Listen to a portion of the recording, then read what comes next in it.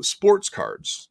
Collected sports cards back in the day. Maybe sold a few to the card shop and messed around with that stuff. Did all that trading, when I was probably like between 10 and 14, I think 90. Would have been 1990, probably 94. Was that high school? I graduated in 94. Yeah, so kind of my high school years when I messed around with sports cards the most. So back in the day, collected cards, didn't really do anything that great with them. Dorked around probably as most kids did. Didn't have a great collection. Sold them all too soon. Lost some. Some probably got stolen. Who knows? We went and fast forward to this January, and best friend from growing up, my oldest friend from growing up, Bowtie Collectibles, how are you? He hit me up, and I'd seen the ads for Whatnot, and I don't know how even Bowtie fell into it. I'll also talk to him one of these days. And he's like, hey dude, this Whatnot thing, check it out. I might do it because I got a whole bunch of old sports cards. And Bowtie was the one that took care of his shit, which was, I didn't have the best stuff, but I wish I would have taken care of it because I at least might have had some of the stuff. Maybe. So I start checking out Whatnot, and I'm like, oh, okay, cool. Plus, I'm OCD and a little bit of an addict on just adrenaline. And I get into a break. Hey, We the Hobby, how are you? I got into a We the Hobby break. I think it was $150 or something like that. And the first card that I hit, this card right here, my first break, I hit a Ronald Acuna Jr.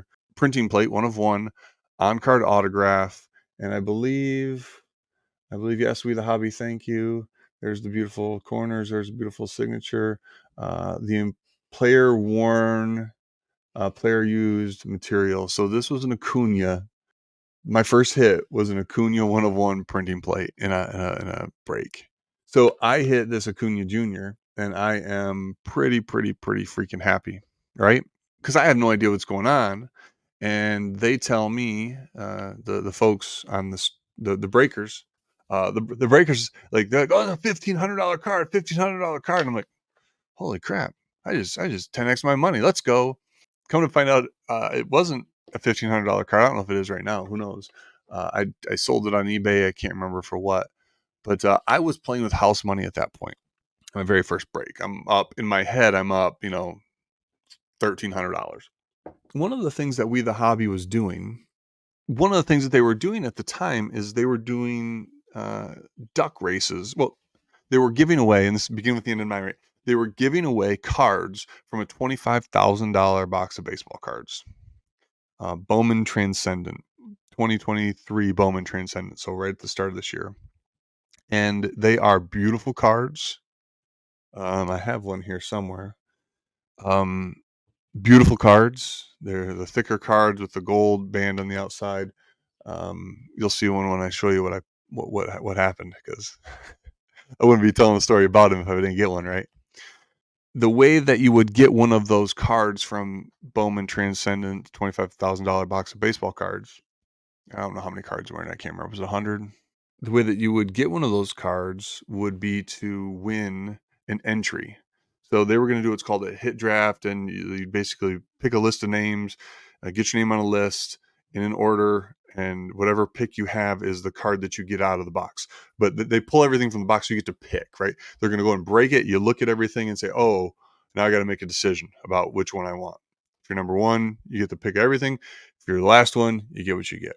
The way that they're doing those is or giving those spots is, if you bid a certain or pay a certain amount for your spot in a break, and I don't think companies can do this anymore, but if you pay for a certain spot in your break, then you would earn a duck in this race. And they would do a duck race. You guys want to see what a duck race is? You can edit and put in a whole bunch of names. Go check out the YouTube channel. This is on there. You hit done. You can clear it, set it for like 9 seconds, set it. There you go. You'll have a random. You're allowed over 9 seconds. Oh, so anyway, so what I paid for that spot that got me the Acuna, that got me a duck. I was in the duck race at the end of this thing, and I won the duck race. So I won my very first break. I hit a card that I think is worth $1,500, and I've won a spot into a guaranteed card from a $25,000 box of baseball cards. You think I had house money before I won the duck race. So the first got me a spot. And then they were going to continue to do these duck races to get everybody together. Once they had everybody together, then they would do another duck race for the sequencing or some randomization for the sequencing, right? I think it was duck races. I'm playing with house money. I continue to want to learn about what breaks are. And I get into a few more breaks, but but there were only two other breaks where I put in enough money or paid enough for my spot to where I got a duck. Don't remember the details of those, but I'll tell you the outcome. After winning one duck race, my very first duck race, the two next duck races that I did, I came in first in those two. I won my first 3 consecutive duck races in like 4 days. And we can ask We the Hobby and check the math. And didn't lose any, right? 3-0. 3-0 on duck races. And I'm not going crazy with the amount of breaks I'm in, right? I think I've got $1,500 from the Acuna, and I'm staying underneath that, right? I'm not a crazy addict at that point. We get there. The maybe you'll find out why. The hit draft or the draft and the opening up of this and the wording of these cards. Yes, I had 3 ducks. Thank you for helping me summarize. I'm terrible at this stuff sometimes. Yeah, I had 3 ducks in the big race. Like a week before the big race was supposed to happen or did happen. Well, I'm still obviously thinking I've got house money. So but I'm not crazy, right? I'm in my head. I'm like, dude, I believe this to be true. I'm like, the next duck race you race, you're going to win. Don't fuck it up by duck racing on something you shouldn't race. That's not worth it. And what was funny, the awarding of the spot came from a duck race. They randomized actually like the sequence for the ducks to be put in with something that wasn't a duck race because you had to do that at least at some point. So they copy pasted the name, a shuffled name into the duck race software or application, website, whatever. So 3 races, 3 ducks, and then the race for the order of picking what you want out of a box of $25,000 box of Bowman Transcendent. Those ducks race, and just like I thought, my duck won. So I had the very first pick in a $25,000 box of baseball cards. And I think that's pretty cool. And then I was like, in my greedy head, I'm like, you're gonna get 1 and 2. You're gonna get 1 and 2 and just piss everybody off. $23,000 was the box of the cards. Bowman Transcendent. Yeah, I don't know how many are in there. Yeah, it was 2022 Bowman Transcendent. Sorry. So Julio. Me and Julio down by the schoolyard. The card that comes up is early. And so I'm going to back up just a little bit. I did a whole bunch of research trying to figure out what things would be worth, because inside this box of 2023 Bowman or 2022 Bowman Transcendent, there's also autographs from like Elvis, Abraham Lincoln, Babe Ruth, like, and I don't know specifics, but there's a whole bunch of what they call cut autos. So autographs that are cut out of other documents and then put in like a card display. Cut autos is what they're called. So there's a lot of those. I'm not a Royals fan, but I'm a Beatles fan, which does play into the story. Yeah, cut autos.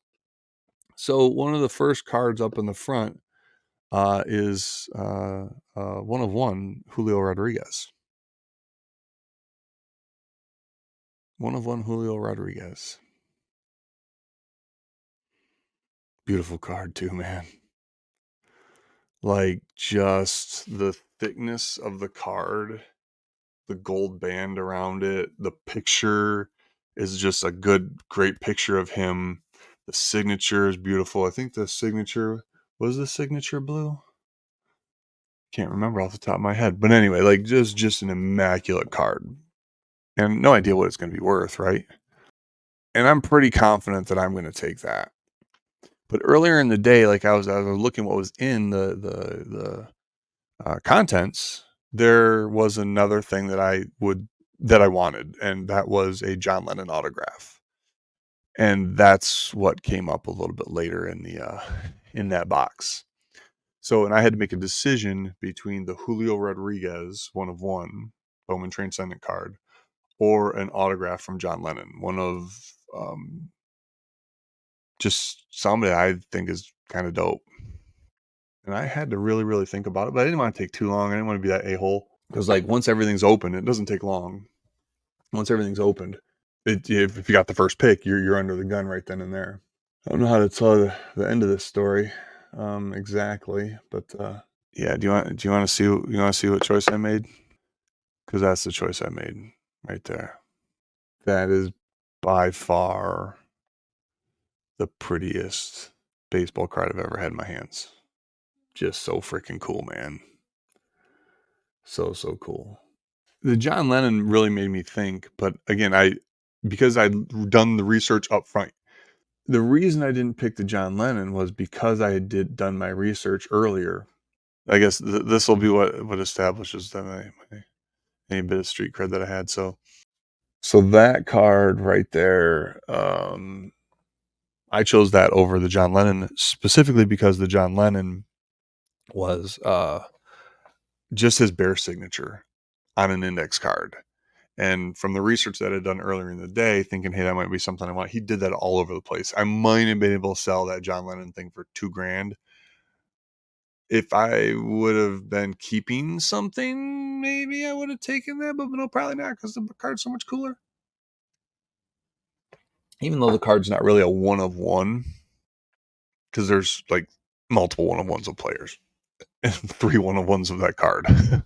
that seriously, it's ridiculous. If the John Lennon would have been like with him doing doodles and sketches, those are more rare and worth more. Depending what the sketch was, that would have been really tough. I might have actually had to take that one. Like if it would have been just a really cool sketch, something that resonated with me, but luckily it wasn't. And I then sold that Julio for $10,500. And that was my first month back buying sports cards.